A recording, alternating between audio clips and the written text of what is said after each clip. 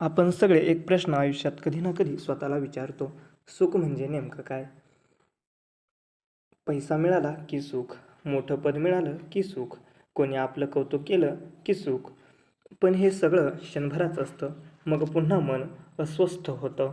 याच प्रश्नाचं उत्तर संत ज्ञानेश्वर महाराजांनी ज्ञानेश्वरीच्या 13व्या अध्यायात खूप सुंदर शब्दांत दिले आहे.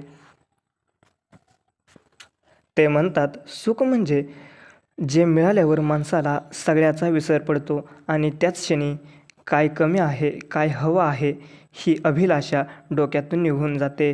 मन स्वतःला चंचलपणा विसरते आणि हळूहळू स्थिरत्व प्राप्त होते. तेव्हा मनुष्याला बोलण्याची गरज उरत नाही. मनुष्याला स्वतःच्या देहाचा विसर पडतो. हे सुख म्हणजे भौतिक प्राप्तीने मिळते. ते सुख नव्हे तर आत्मिक उन्नतीमुळे अंतरीतूनच प्राप्त होते. हे सुख. आपली इंद्रिये कायमच ओरडत असतात, हे पाहिजे, ते पाहिजे आणि ते मिळालं की अजून पाहिजे. पण खऱ्या सुखात इंद्रिये कधीच ओरडत नाहीत, तर ते शांत बसतात. जसं आई आपल्या बाळाला मांडीवर घेऊन शांत करते, तसं हे सुख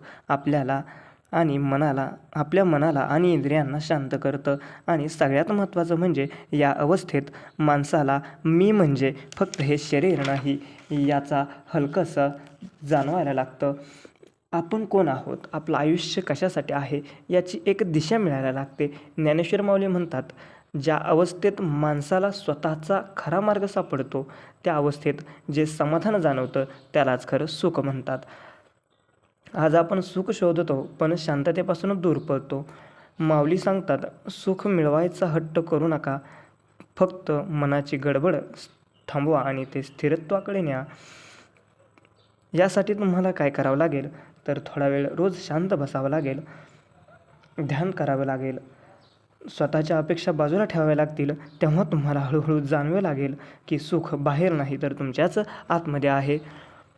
धन्यवाद मित्रांनो. जर या विचाराने तुमच्या मनाला थोडीशी जरी शांतता लाभली असेल आणि ज्ञानेश्वरीचा हा अर्थ तुम्हाला आवडला असेल तर व्हिडिओ लाईक करा, चॅनल सबस्क्राईब करा आणि हा विचार तुमच्या आवडती व्यक्ती तसेच मित्रमैत्रीण आणि नातेवाईकांना शेअर करा.